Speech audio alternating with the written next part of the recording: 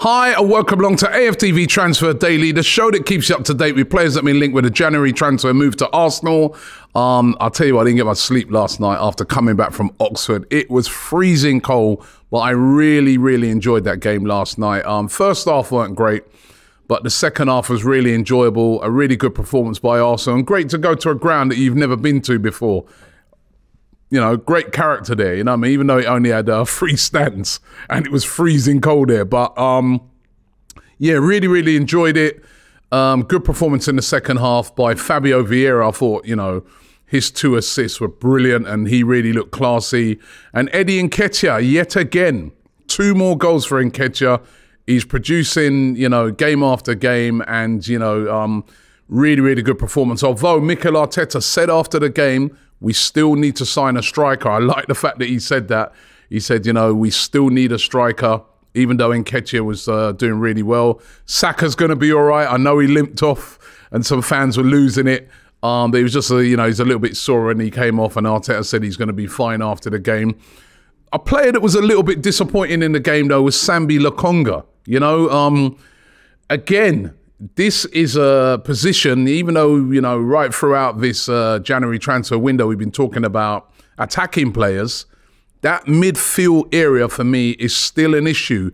What if anything happens to Thomas Partey? Now, I know Sambi Lokonga last night wasn't really playing in that Partey position. He was more sort of playing in the position that Xhaka takes up. And you saw the difference when Xhaka came on. But Sambi Lokonga has been really disappointing for me, and looks to me a player that needs to go out on loan and get games. I really do think that.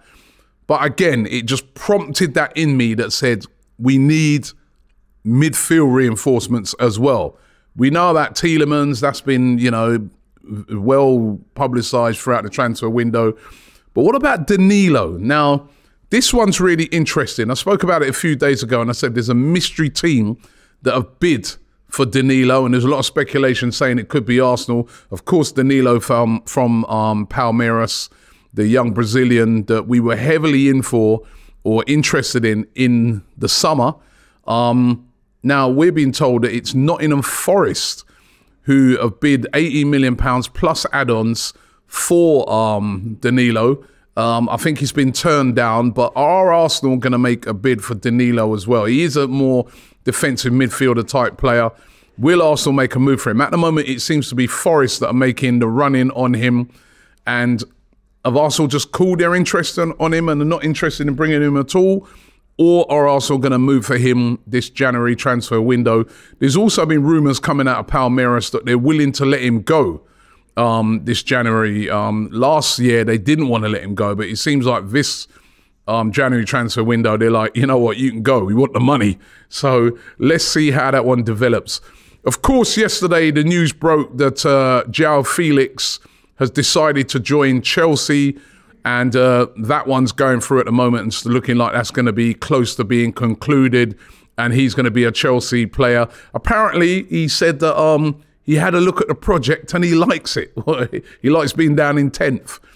Now, I know there's a lot of people getting a little bit upset that Arsenal haven't made a bid for João Felix, but you know what?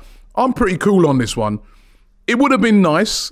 It would have been nice to have him as an attacking player, but you've got to say to yourself, £20 million effectively that deal's costing Chelsea to effectively borrow a player for 4 to 5 months. It doesn't make any sense financially. £20 million, they could use that, Arsenal, if they did go and do that and go and get Danilo and put another £5 million on top and get Danilo in and get a midfielder in or get a Tielemans or something.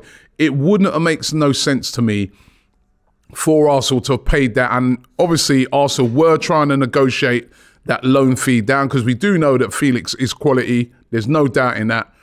But Chelsea have, yet again, panicked buy, you know, after their loss against Man City, another appeasement signing. They've just said, yeah, listen, what's the loan fee? Don't worry, we don't want to go negotiate. We'll pay that. Wages, we'll pay that. Bang, and it's all done. So he's on his way to Chelsea. So João Felix will not be joining Arsenal. But what that has done is created big optimism that Arsenal are going to get a deal done to sign Mikhailo Mudryk, which, of course, is their #1 target since the start of this January transfer window. Now, there's a lot of rumours going around that Arsenal are getting close now to getting this deal completed. Sport Arena is the publication that are saying that a fee is very close.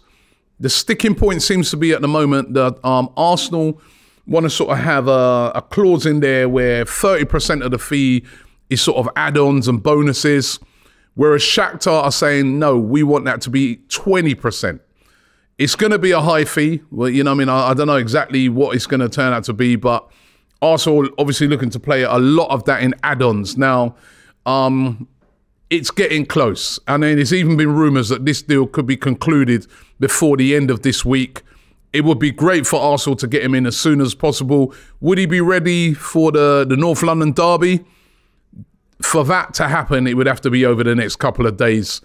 If not, he might be ready in time to play against Manchester United. Certainly want to get him in for at least one of those games so that he's at least on the bench. And if you've got him on the bench and you've got Smith Rowe on the bench, it's starting to look a bit stronger for Arsenal depth-wise in those attacking areas. So let's keep an eye on that, but it's getting close. The #1 target, Mudryk, that deal is getting close and could be concluded possibly by the end of this week. Now, this one was really intriguing when I saw this one. Eden Hazard. Yes, Eden Hazard, formerly of Chelsea, linked with a move to Arsenal today by a publication called Media Foot. They're saying that Arsenal are looking at the possibility of signing Eden Hazard. He's got 18 months left on his contract. Remember, he was originally sold by Chelsea. This was the one bit of business they did do that was good, for £130 million to Real Madrid. He's been a monumental flop. You know, sometimes they pictured him over there. He's looked bigger than me in some of the pictures, you know what I mean? But now, you know, Real Madrid desperate to sell him. He's hardly figured this season. He probably played more games for Belgium in the World Cup than he's for Real Madrid. He's just not figuring at all. It's been a bit of a shame because on his day, he was an absolute top quality player, but 32 now. Look at his valuation. He's currently stands at around about £7 million. Absolutely crazy, but he's available. You know, Real Madrid would like to move him on, but I can't. Eden Hazard.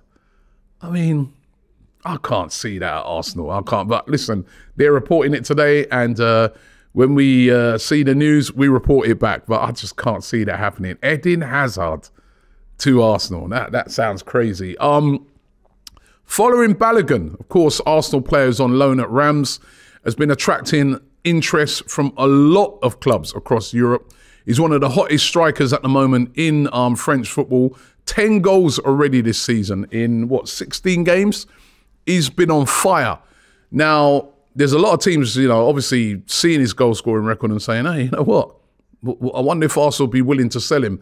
Arsenal have apparently slapped a £35 million price tag on his head for any suitors if they want to buy him.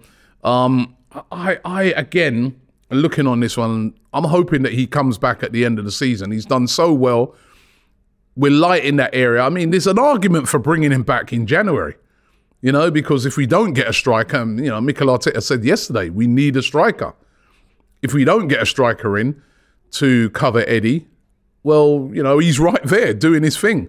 And what if Eddie picked up an injury? Listen, injuries can happen to any player, you know what I mean? So that's an interesting one. But following Balogun, Arsenal demanding £35 million if anybody is interested in buying him, according to some of the rumours. And also we've been linked with Sergei Milinkovic-Savic. We seem to be linked with him every transfer window. Corriere dello Sport linking us again with the 27-year-old Serbian who plays for Lazio. He's been ultra consistent over the last few seasons, still valued at over £50 million. Now, Corriere dello Sport saying that Arsenal have been in contact with his agent, who's Matthias Kesman. Remember, he used to play for Chelsea. They've been in contact with him and are speaking to him about, you know, is there a possibility that he may leave? I think he's only got 18 months left on his current contract at Lazio. again, I look at this one. Milinkovic-Savic is not a defensive midfielder. He's not a number 6. He's a box-to-box midfielder. He play where Xhaka would play. Do we need that right now in this transfer window? Don't get me wrong, quality player. But if we're getting a midfielder, for me, I want to see a number 6 come in to cover, because January for me is all about covering off areas of, weakness. You know what I mean? So an area like that where we know we got Partey, but the backup is a big drop off, or a certain player's injured, like, what we got with Jesus, you need a striker. Do we need to get in a Milinkovic-Savic? I mean, listen, I guess sometimes when a talent is available and, there's going to be many other clubs after him in the summer, you get in as quickly as possible. But I'm not sure this will happen this January, but Arsenal still being linked with Milinkovic-Savic. And finally, Miguel Azeez. We know that his loan deal has been cut short from Ibiza and he's returned to Arsenal. He's set to go out on loan again, and there's even been rumours it could be permanent, to Wigan. And Wigan, of course, now managed by Kolo Touré. They're bottom at the moment of the Championship, but he's set to join Wigan, possibly on loan. So look out for that one. But Miguel Azeez, very talented youngster for Arsenal, but they still think he needs development. And as I said, there's been rumours it could even be permanent.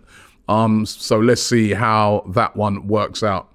Listen, thanks for watching the show today. Don't forget to check out all of our excellent content here on AFTV. The Bias Premier League show is out today, which I am on, where we're talking about the FA Cup game yesterday and also looking forward to the North London derby. And we've got great content coming up leading up to that North London derby on Sunday. That's a huge, this is always a huge game, but it's even bigger this year. And we're going to have some great content, super fan debates, you name it, we've got it here on AFTV. You want to be kept up to date with the North London derby, keep it locked right here. So subscribe right now and you won't miss out on any notifications. Thanks for watching, and I'll see you tomorrow. Shop for AFTV merch at shop.aftv.co.uk. Subscribe to us on YouTube.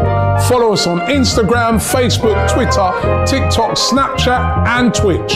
We've got content for every platform, so check it out.